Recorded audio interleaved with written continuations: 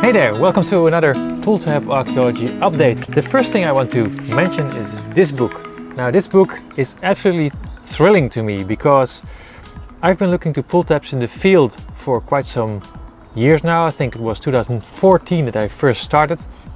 And I never realized that some people have actually written about pull tabs. In the beginning of the book, there is information about which pull tabs were used in the beginning of the pull tab era after 1963.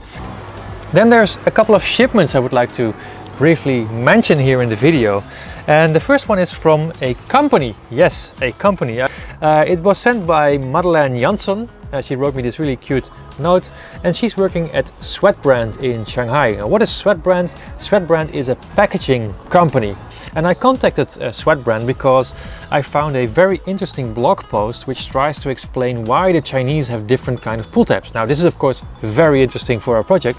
Unfortunately, the author of the blog did no longer work at Sweatbrand, but Madeleine Jansson was another author of the blog, and she took over. She did go to a shop in Shanghai and found several pull tabs which she sent me by mail. So now these are the first pull tabs from China which can now be added to the database. So thank you, Madeleine Jansson. Really appreciated that you did this. Hope we can discuss more in the future about packaging and the Asian market, because I'm really interested. The second shipment I would like to discuss of a completely different nature. In essence, it's a letter with pull tabs pasted up on it with tape, which is of course a very neat way to do this. But the details of this shipment is that these pull tabs are from Cambodia, and they're not just from Cambodia, they are also found at places which are of high tragedy. They are found on the killing fields and near the camps of the Cambodian Red Khmer regime, which of course, as we all know, killed many people. So this is again an example of how a terribly light subject like pull tabs can sort of relate to very intense, unbelievably intense history, because these pull tabs were actually found in very intense places where many people suffered. Thank you, Renee, for sending me these pull tabs. The third shipment again is of a more light nature, fortunately, because light nature is always much more fun to deal with. And well, there's a thing with this shipment which makes me not want to say who sent it to me, because the sender asked me to, because of its sensitive nature. The person who sent me this, let's call him Fuzzy, because that has to do with his Instagram account. Fuzzy sent me this little envelope and happens to work at a beverage producer. I'm not going to mention which brand, but it's in the red cans.